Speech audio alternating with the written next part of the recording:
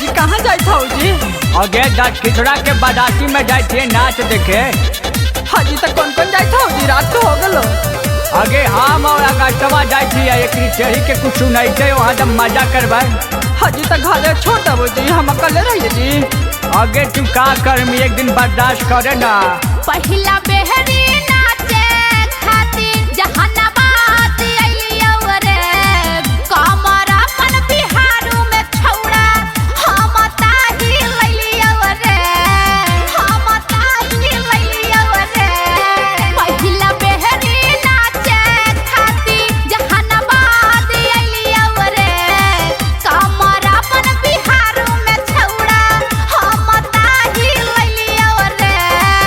अरे अगस्तवा तू कुछ सुनाओ दे। तोरा धार देबोगे हाहागार देबोगे, हियो जहानाबाद के छौरा रसगार लेबोगे, हियो वरावल के छौरा रसगार लेबोगे, हियो किंजर के छौरा रसगार लेबोगे।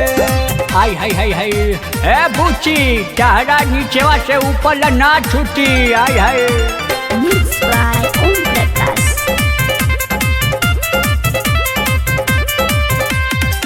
अरवल में लहंगा अपना हम त झार देबौ रे, हाय हाय। बुढ़वा अउरी छौड़न के मन बिगाड़ देबौ रे। आगे छौरी उम्र 55 और दिल 55 है के। नाच खातिर आईनी हाथ कर नाही लीला गे, हियो मगहिया मरद हम त गार देबौ की लागे।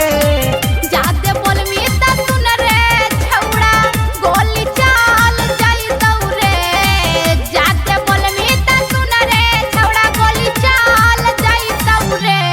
अरे रे रे ई का बोलती है रे। लइकन झार देतौगे रसगार देतौगे, हियो नवादा के छौड़ा लहंगा फाड़ देबोगे, हियो मसौरी के छौड़ा लहंगा फाड़ देबोगे, हियो करौना के छौड़ा लहंगा फाड़ देबोगे।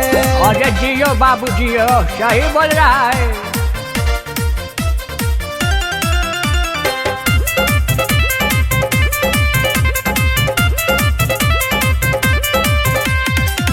ठुमका पर हिला है छौड़ा आरा बक्सर जिला रे, राइटर गौतम जैसन हमरा मरद नहीं मिला रे, मरद नहीं मिला रे।